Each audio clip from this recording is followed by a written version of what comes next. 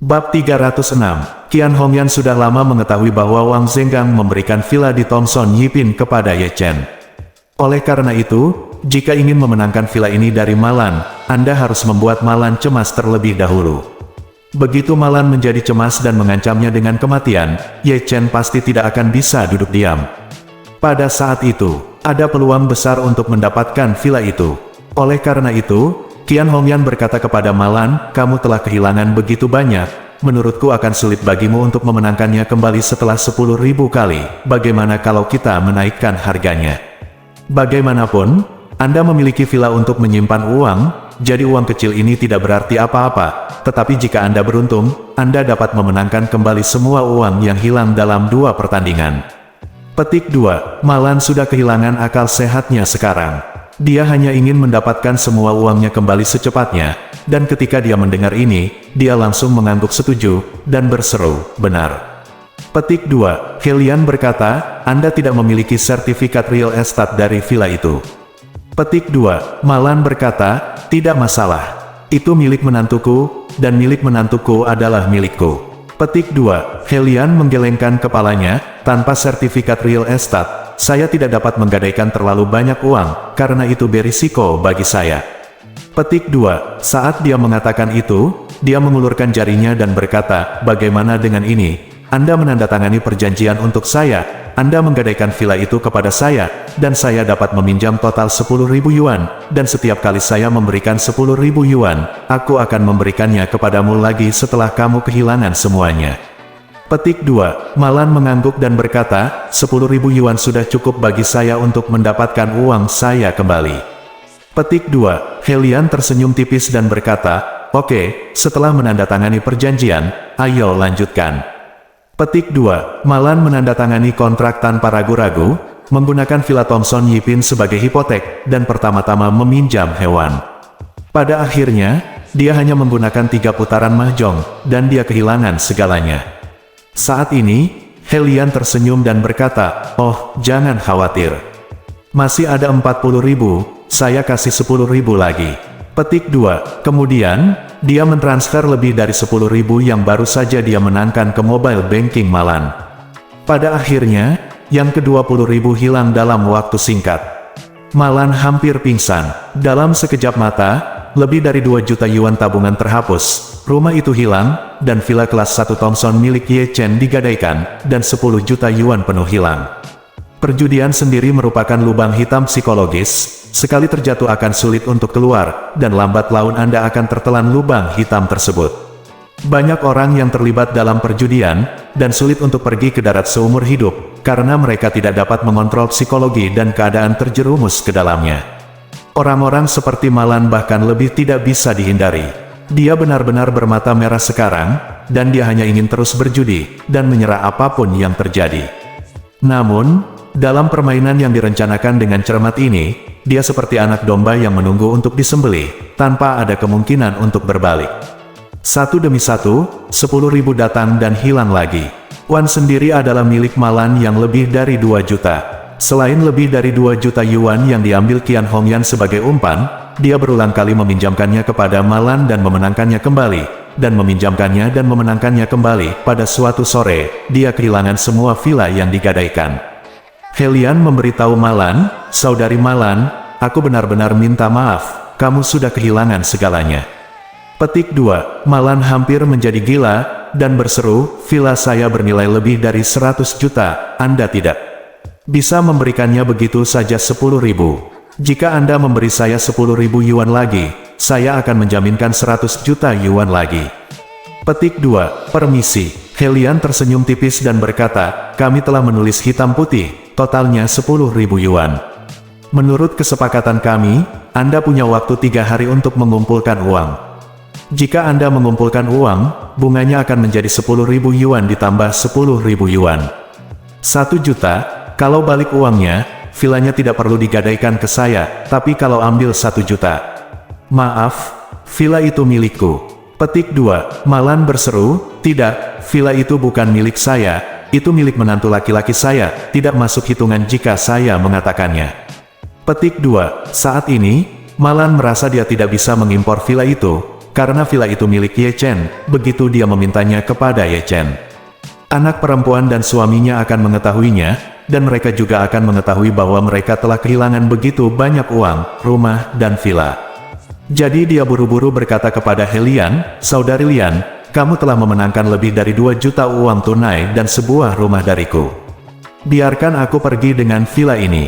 Kamu telah menghasilkan banyak uang setelah memenangkan begitu banyak." Petik 2. Mendengar ini, kulit Helian tiba-tiba berubah menjadi lain. Dia berkata dengan dingin, "Malan, kamu tidak mampu mengingkari hutangmu, bukan? Saya benar-benar berpikir bahwa saya, Helian, mudah ditindas. Jika Anda tidak membayar kembali uangnya hari ini, jangan salahkan saya karena memalingkan muka dan menyangkal orang lain." Petik 2. Malan buru-buru menangis, "Saudari Lian, tolong bantu aku, villa ini benar-benar bukan milikku, aku benar-benar tidak bisa memberikannya padamu." Petik 2. Helian acuh tak acuh, dan berkata dengan wajah dingin, "Sudah kubilang, berhentilah memberitahuku omong kosong tidak berguna seperti itu, kamu bisa membayar kembali uangnya, atau memberiku villanya, jika tidak, aku akan membiarkan keponakanku datang kepadamu untuk mengambil hutang."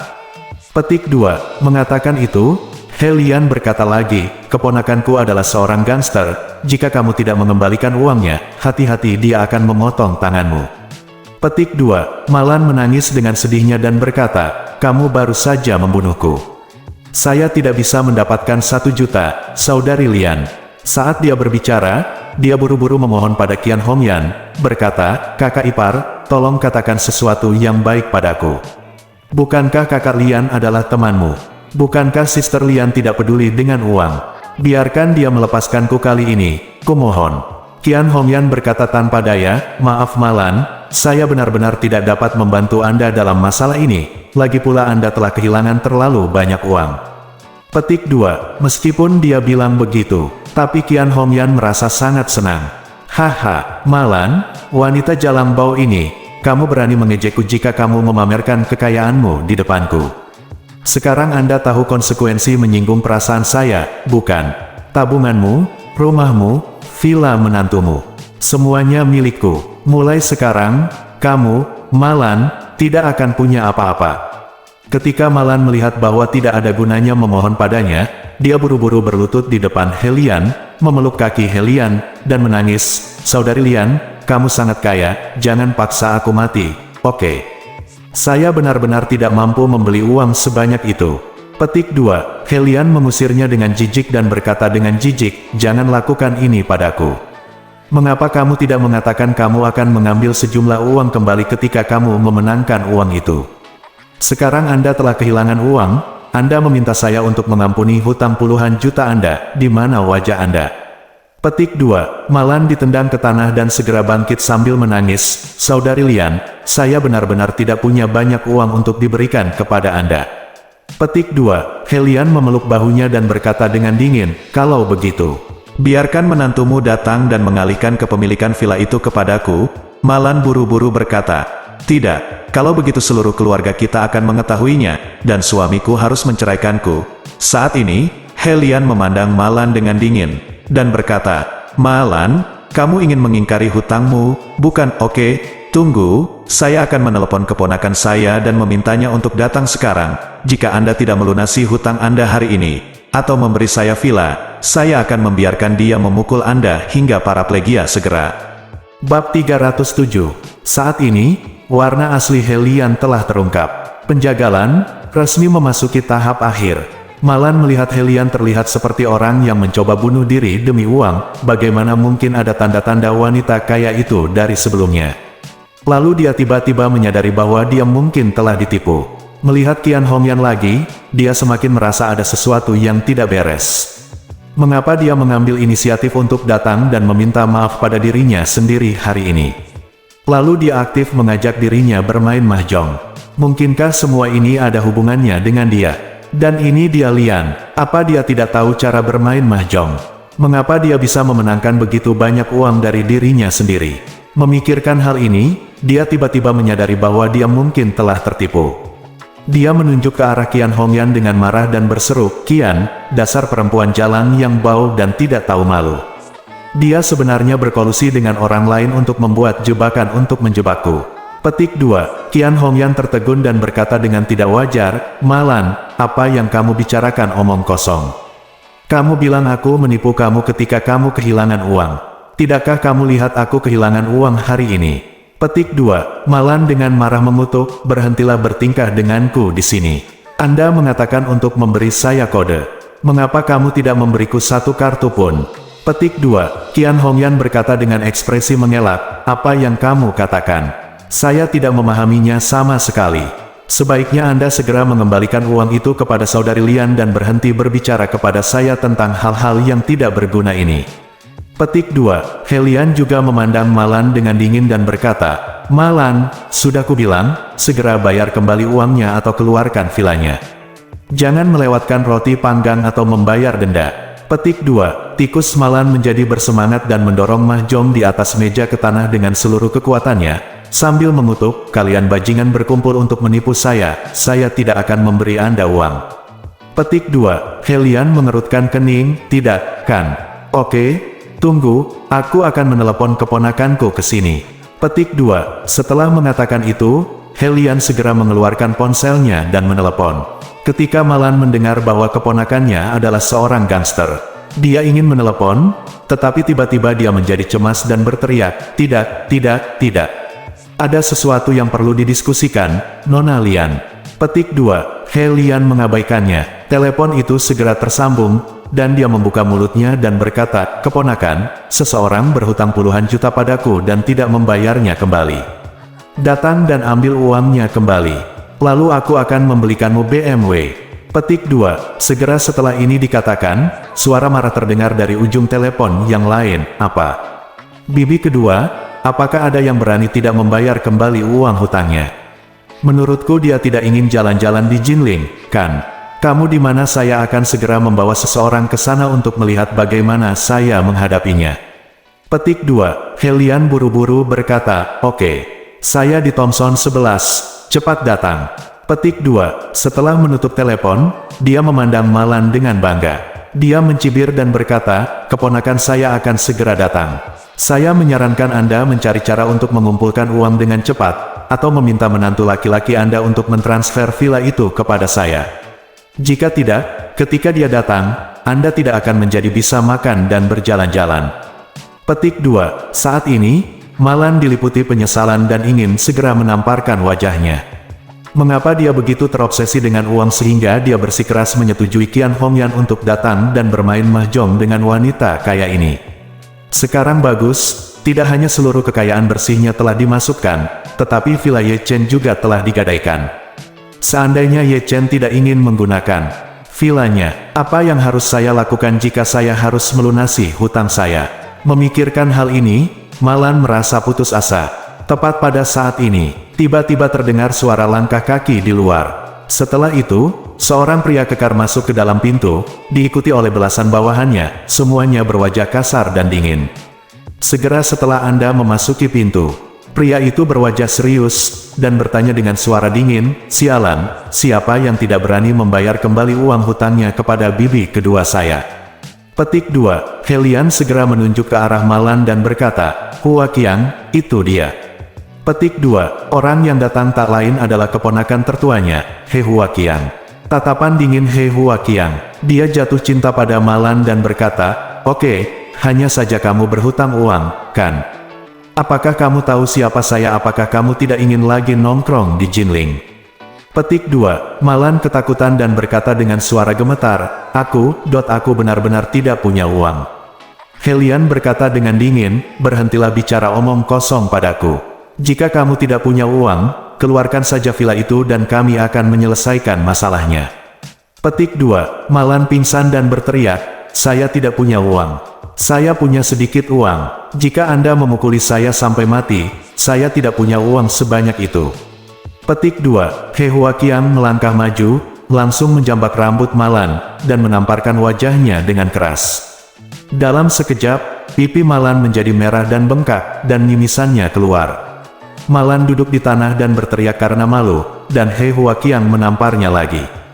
Dia memarahi, "Sialan, jika kamu terus mengeluh padaku, aku akan merobek mulutmu." Petik 2. Malan sangat ketakutan hingga seluruh tubuhnya gemetar. Dia segera menutup mulutnya dan menatap He Huaqiang, bahkan tidak berani mengungkapkan amarahnya. He Huaqiang menendang Malan ke tanah. Menginjak wajahnya dengan jari kaki, menghentakkannya dengan kuat ke tanah. Dia bertanya dengan suara dingin, "Saya akan bertanya lagi, mengapa Anda tidak membayar kembali uangnya?" Petik 2. Malan dipukuli dengan sangat keras hingga rasa sakit di sekujur tubuhnya tak tertahankan.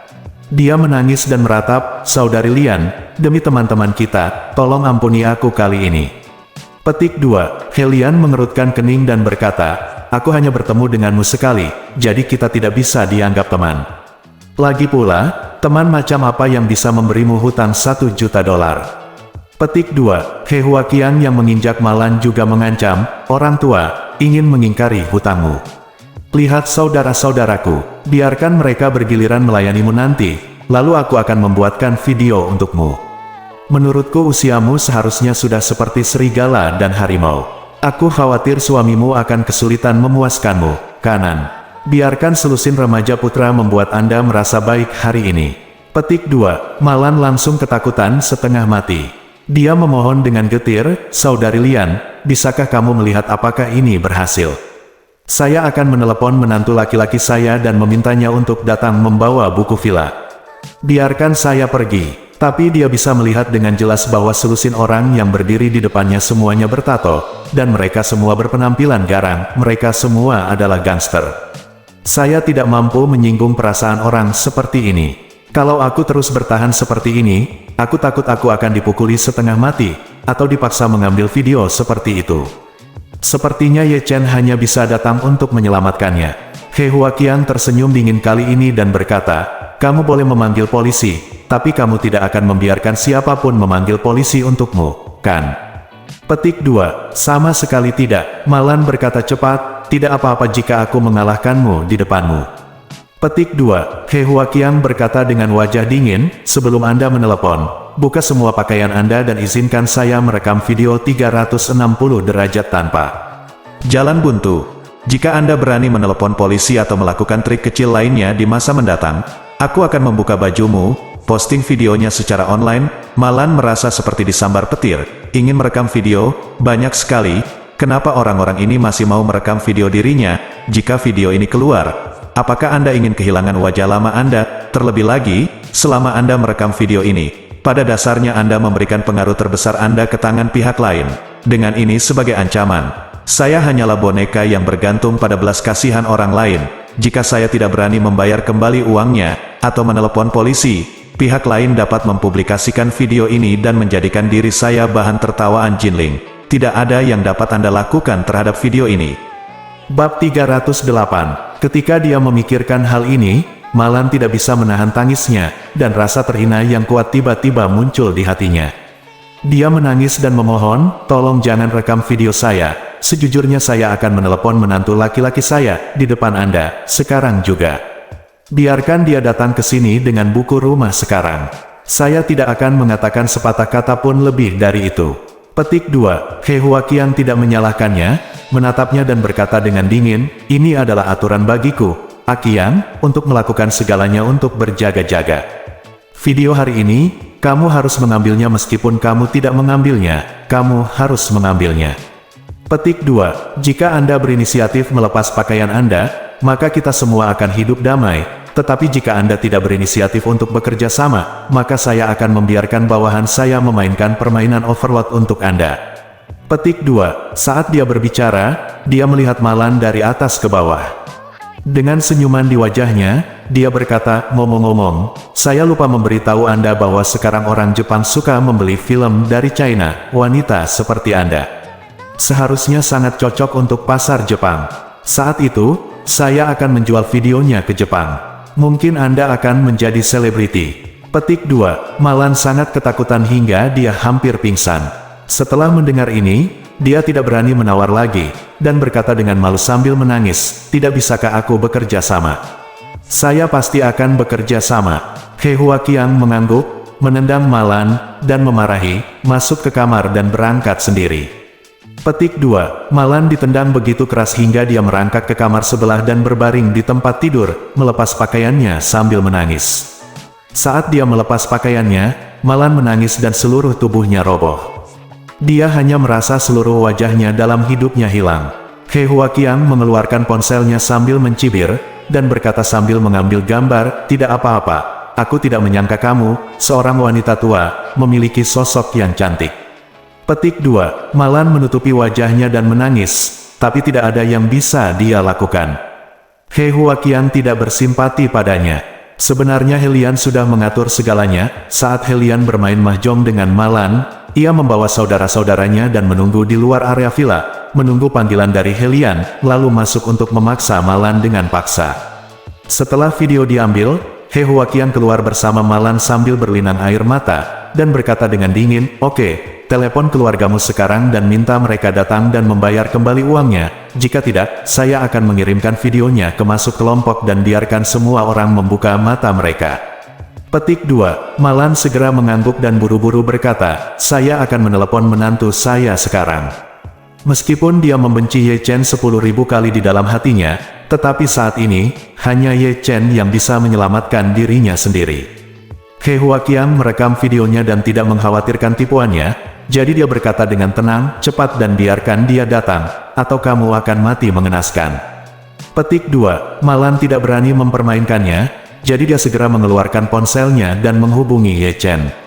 Ye Chen saat ini berada di lantai 10 Brilliant Club. Menyaksikan Xiao Changkun minum teh, menyantap makanan ringan, bernyanyi, mengobrol, dan mengenang masa lalu bersama sekelompok teman sekelasnya. Saya merasa hubungan antara lelaki tua ini cukup membuat iri.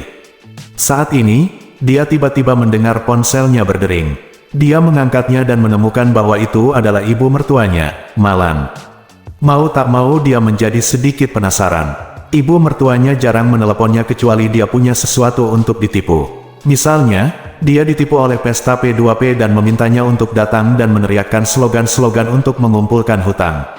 Dia, secara naluriah tidak ingin menjawab panggilan Malan, tetapi ketika dia memikirkannya dengan hati-hati, itu adalah Ibu Xiao Churan. Jika dia tidak menjawab panggilannya, dia mungkin harus mengeluh kepada Xiao Churan. Jadi dia keluar dari kotak 1008 dan menjawab telepon. Ditanya, "Bu, apakah ibu baik-baik saja?" Petik 2. Suara cemas Malan segera terdengar, "Ye Chen, ibu kehilangan sejumlah uang saat bermain mahjong, dan sekarang mereka tidak mengizinkanku pergi. Kamu harus datang menyelamatkan ibu." Petik 2. Ye Chen merasa pusing beberapa saat, jadi dia berkata, "Bu, aku tidak punya banyak uang, hanya 10 atau 20 ribu, apakah cukup?" Petik 2. Malan tidak tahu berapa banyak uang yang Ye Chen miliki. Meskipun Ye Chen punya uang, dia tidak ingin membelanjakannya untuk Malan, jadi dia sengaja berpura-pura menjadi miskin. Katanya jumlahnya 10 ribu atau 20 ribu. Malan berseru saat ini, "Ye Chen, ibu tidak menginginkan uangmu." Petik 2. Ye Chen linglung, apa-apaan ini?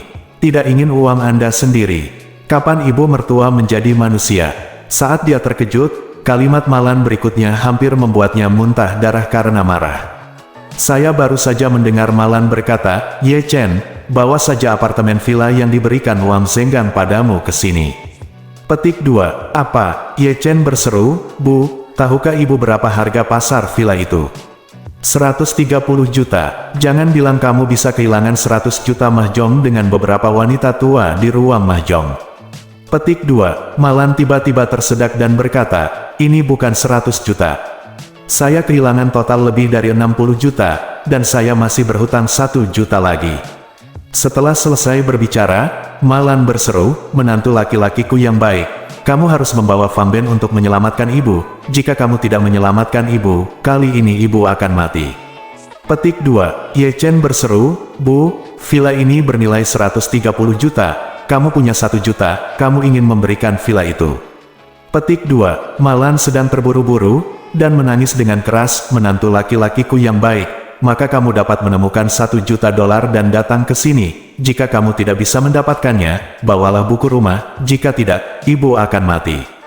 Saat itu, kamu hanya bisa datang ke sini bersama Churan untuk mengambil jenazah ibu." Petik 2. Segera setelah itu, suara pria lain terdengar dari telepon. Berkata, "Kamu adalah menantu Malan, kan? Cepat bawa buku rumah, atau ibu mertuamu tidak akan bisa meninggalkan villa ini hari ini." Petik 2. Ye Chen mengerutkan kening dan bertanya, siapa kamu?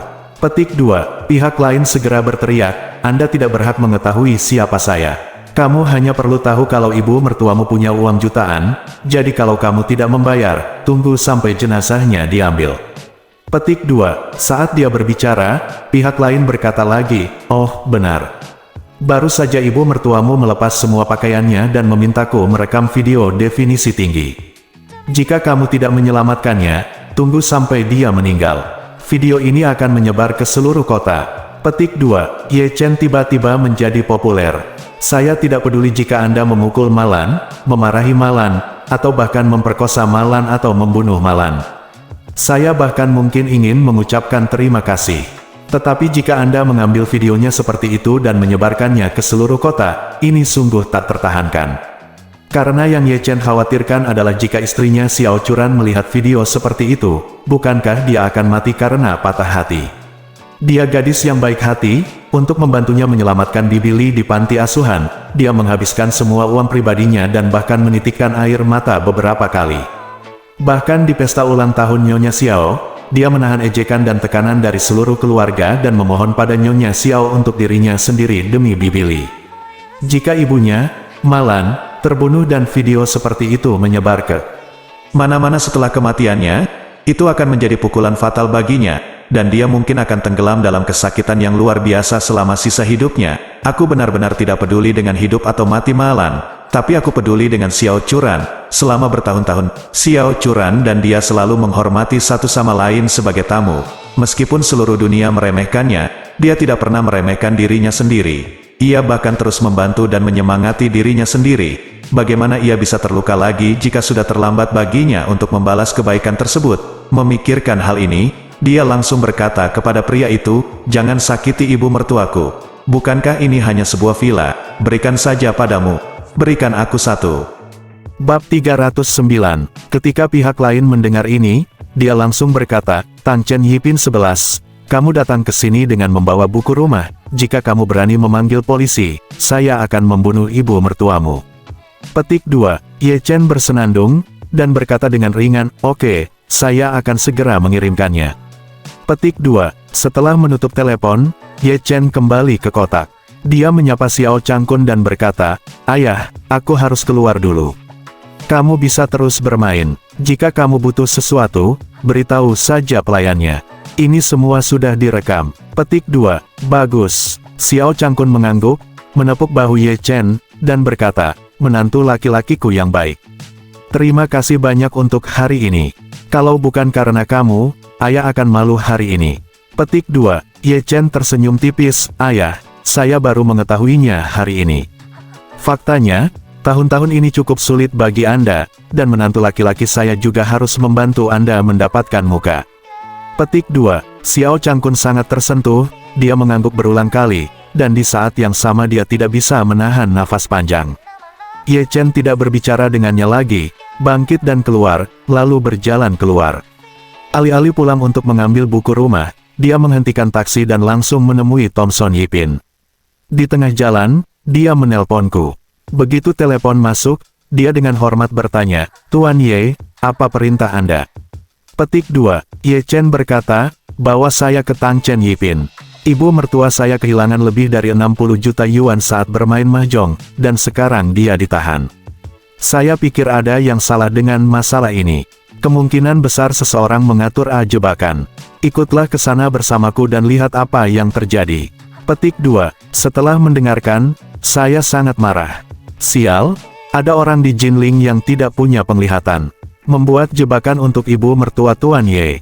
Apakah Anda mencari kematian? Jadi, dia segera berkata, Tuan Ye, saya akan membawa seseorang untuk segera menemui Anda, dan membunuh bajingan itu. Petik 2. Segera, Ye Chen datang ke Thomson Yipin dan menemukan villa tempat ibu mertuanya berada. Setelah mengetuk pintu dan masuk, ia melihat belasan gangster mengepung Malan yang acak-acakan di ruang tamu. Malan sering ditampar, wajahnya merah dan bengkak, dan ia terlihat sangat menyedihkan dengan rambutnya yang acak-acakan. Selain itu, ada dua wanita parubaya yang Ye Chen tidak kenal, dan jika Anda perhatikan lebih dekat, bahkan Qian Hongyan ada di sini. Ye Chen terkejut sejenak, mengapa orang ini ada di sini? Qian Hongyan merasa sedikit bersalah saat melihat Ye Chen, tapi dia segera menjadi tenang.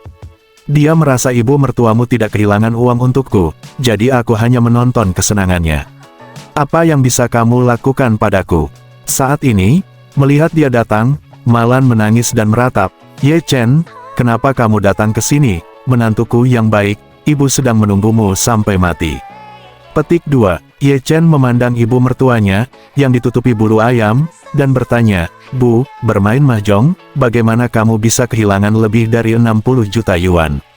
Petik 2. Bagaimana aku tahu aku sangat tidak beruntung? Petik 2. Malan menangis dan berkata, bibimu memintaku bermain mahjong.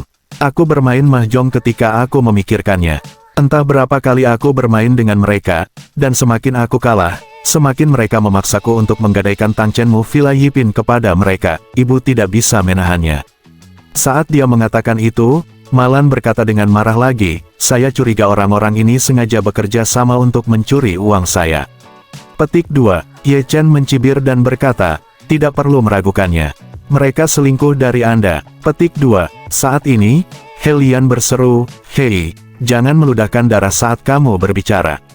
Ini permainan mahjong sukarela, siapa yang harus disalahkan jika ibu mertua kurang beruntung dan kalah lebih banyak?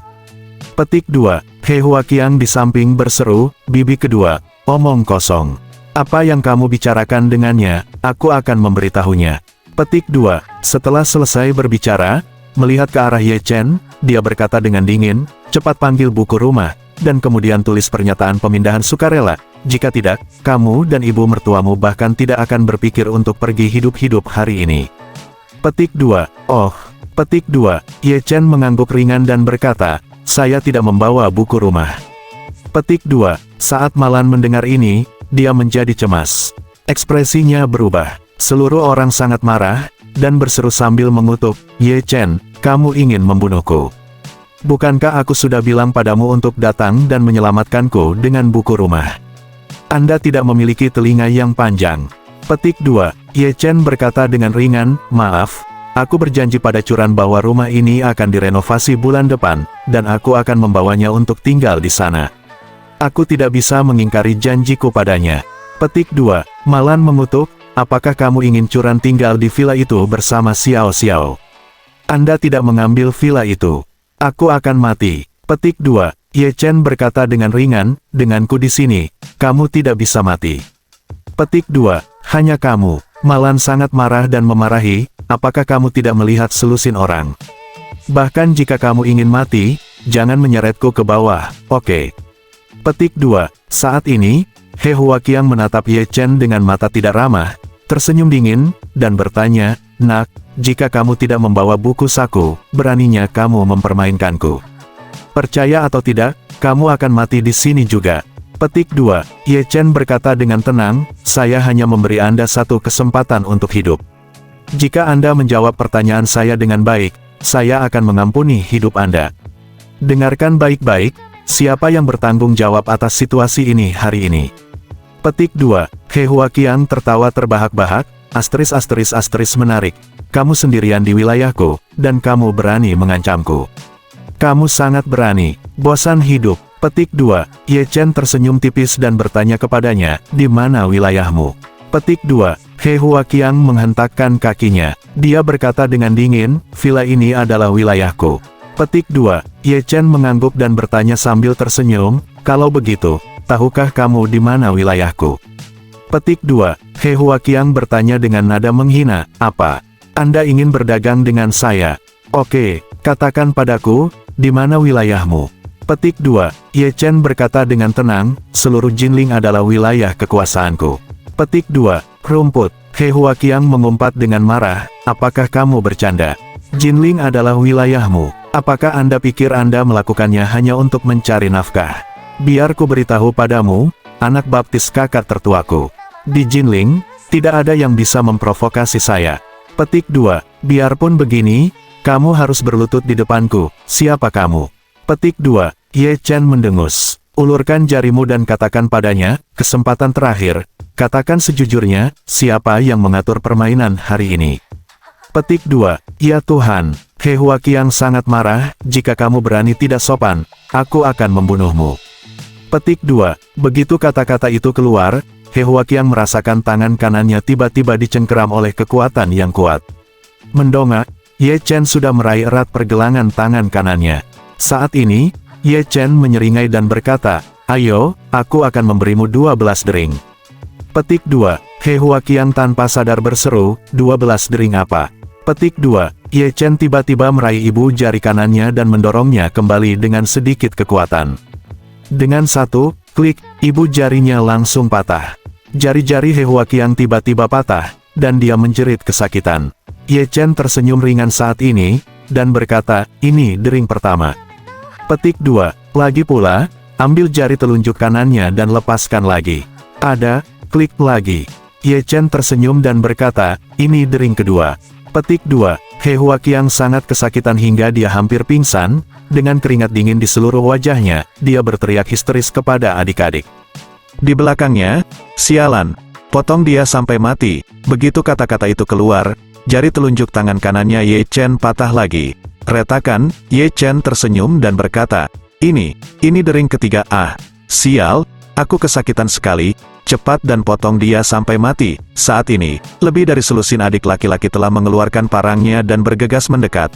Ekspresi Ye Chen tetap tidak berubah, hanya ada selusin bajingan, dan mereka bukan apa-apa di depannya. Jadi, dia terus mematahkan jari manis He Huaqiang. Retakan, jari keempat He Huaqiang putus. Saat ini, selusin parang yang bersinar sudah tergantung di depan Ye Chen. Bab 310. Keempat jari He Huaqiang patah berturut-turut, dan dia hampir pingsan karena kesakitan. Namun, ketika dia melihat adik laki-lakinya telah tiba dengan pedang mereka, dia langsung sangat gembira. "Kamu mematahkan jariku. Kalau begitu aku akan membiarkan saudara-saudaraku memotong semua jarimu."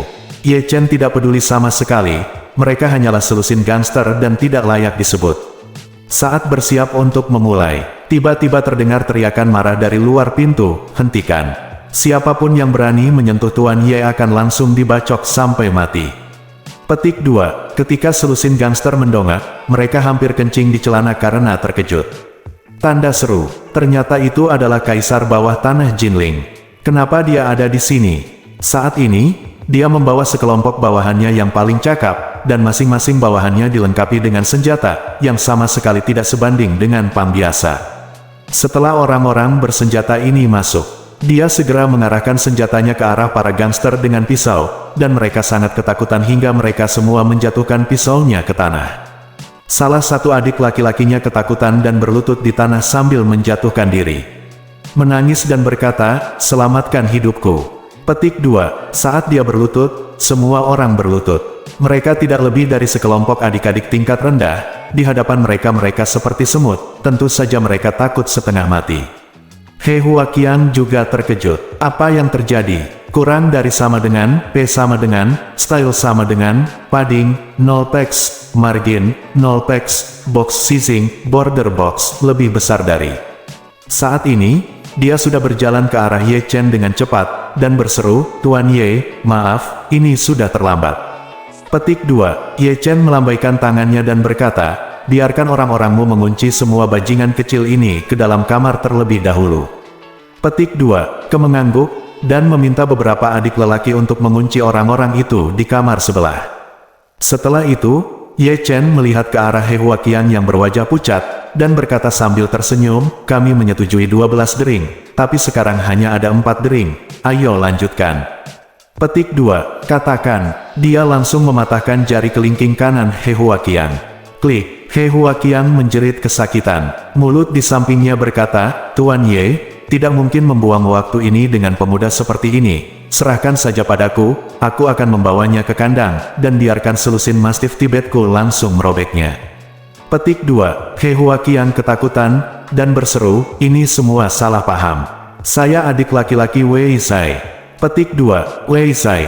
Dia mengerutkan kening dan berkata, "Apakah kamu bersama Wei Zi?"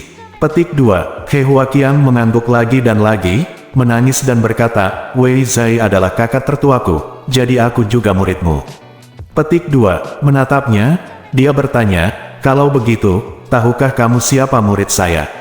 Petik 2. He Huaqiang berkata tanpa sadar, "Anda adalah Kaisar Bawah Tanah Jinling.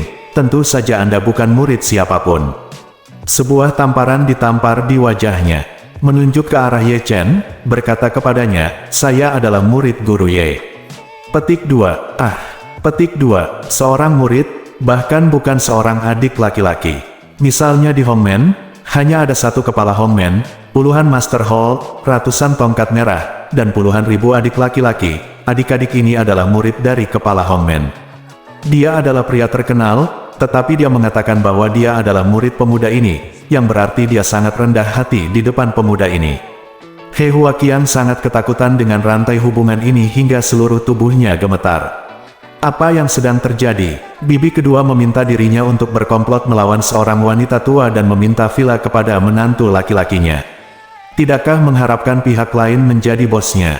He Lian di samping juga sangat ketakutan hingga kakinya lemah. Dia menatap Qian Hongyan dengan wajah pucat dan bertanya dengan suara rendah, "Siapa yang kamu sakiti? Apakah kamu ingin membunuhku?" Petik 2. Qian Hongyan juga tampak bingung. "Saya tahu bahwa Ye Chen tampaknya telah menipu beberapa orang hebat dengan mengandalkan Feng Shui. Tapi saya tidak menyangka kekuatannya begitu kuat. Malan sedikit tercengang kali ini, menantuku sungguh hebat. Anda telah menipu begitu banyak orang besar, tetapi belum ada guntur." Memang ada dua kuas. He Huaqiang sangat ketakutan hingga seluruh tubuhnya gemetar, dan dia berkata kepada Ye Chen dengan tidak jelas, "Tuan Ye, saya salah. Saya ditipu oleh bibi kedua saya. Dialah yang mengatakan dia ingin memasang jebakan untuk menjebak ibu mertuamu, dan aku benar-benar dimanfaatkan olehnya." Ye Chen langsung menamparkan wajahnya dengan keras, dan berkata dengan suara dingin, "Sebelum 12 dering selesai, jika kamu berani mengatakan satu kata lagi, aku akan membiarkanmu membaginya menjadi 100 yuan. Petik 2. He Huaqiang tercengang oleh tatapan tajam Ye Chen. Dia segera menutup mulutnya. Saat ini, Ye Chen melihat tangan kanannya yang patah dan berkata dengan tenang, "Tangan kananku masih selangkah lagi untuk berdering. Ayo, bersiap-siap." Petik 2. Setelah selesai berbicara, pegang pergelangan tangannya dan dorong dengan kuat. Klik, pergelangan tangan kanan He Huaqiang patah total. Kaki He Huaqiang melunak kesakitan, dan dia berlutut di tanah dengan bunyi gedebuk. Dia ingin memohon belas kasihan, tetapi ketika dia memikirkan apa yang baru saja dikatakan Ye Chen, dia tidak berani mengatakan sepatah kata pun. Namun, rasa sakit yang menyayat hati ini telah membawanya ke titik kehancuran. Tapi Ye Chen berkata saat ini, 12 dering. Ini baru 6 deringan, dan masih ada 6 deringan lagi. Petik 2. Setelah berbicara, dia membungkuk dan meraih tangan kiri He Huaqiang. He Huaqiang memandang Ye Chen dengan air mata mengalir di wajahnya. Tidak berani berbicara, dia tampak menyedihkan dan menggelengkan kepalanya karena panik. Datang dan mohon ampun pada Ye Chen. Ye Chen memberinya senyuman kejam. Kemudian, sambil meraih ibu jari kirinya, berkata dengan ringan, "Ayo." Dering ke-7.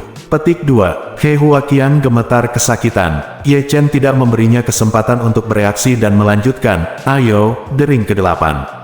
Petik 2. He Huaqiang sangat kesakitan hingga dia hampir pingsan. Namun, dering ke-9 menyadarkannya kembali. Saat ini, Ye Chen, di matanya, sama menakutkan dan kejamnya dengan Shuro dari neraka. Ye Chen menepuk wajahnya, tersenyum ringan dan berkata, "Ada 4 cincin lagi, jangan sampai ketinggalan." Petik 2. Segera setelah itu, terdengar klik lagi. Metode hukuman memotong daging dengan pisau tumpul seperti ini membuat hati bergetar meski dilihat. 3 dering lagi. Petik 2. He Lian lumpuh karena ketakutan saat ini. Dia samar-samar bisa menyadari bahwa setelah keponakannya menanggung 12 cincin Ye Chen, dialah yang tidak beruntung. Qian Hongyan ingin segera menyelinap pergi, tetapi segera dibawa kembali oleh adik laki-lakinya dengan pistol diarahkan ke kepalanya, dan kemudian ditendang ke tanah. Moncong pistol yang hitam mengarah ke dahinya, membuatnya takut. Saat ini, He Huaqiang telah menahan 11 dering. Saat ini, 10 jari tangannya lemas seperti kacang yang tergantung di tanaman merambat, dan tidak satu pun dari 10 jari itu yang bisa bergerak. Kini dia hanya bisa menggerakkan pergelangan tangan kirinya. Ye Chen berkata kepadanya, "Ayo, bel terakhir akan berbunyi." Petik 2. He Huaqiang sangat kesakitan sehingga dia tidak bisa berlutut lagi. Dia hanya bisa membiarkan Ye Chen meraih pergelangan tangan kirinya dan langsung mematahkan pergelangan tangannya. 12 dering. He Huaqian meratap kesakitan. Dia tahu bahwa dia akan menjadi orang yang tidak berguna di masa depan. Dengan 10 jari dan 2 pergelangan tangannya tidak berguna. Apalagi yang bisa dia lakukan di masa depan? Terus mencampur adukan masyarakat. Masih bisakah kamu mengangkat pisau sendiri? Jika Anda tidak dibacok sampai mati oleh musuh saat itu, Anda mungkin sudah membakar dupa, bukan? Ye Chen berjongkok saat ini, memandang He Huaqian, dan berkata dengan dingin, kamu masih memiliki 2 kaki. 2 kaki. Jadi jika kamu tidak menjawab pertanyaanku dengan baik, aku akan mengirimkanmu 12 cincin. Wajah He Huaqian sepucat es, dan dia berkata dengan putus asa, apapun pertanyaan yang Anda ajukan, saya akan menjawabnya dengan serius. Ye Chen mengangguk, menatap Qian Hongyan dan He Lian yang gemetar, dan berkata dengan dingin, ceritakan dengan jelas apa yang terjadi hari ini. Jika kamu berani melewatkan detail apapun, jangan biarkan kakimu terangkat. Bersambung.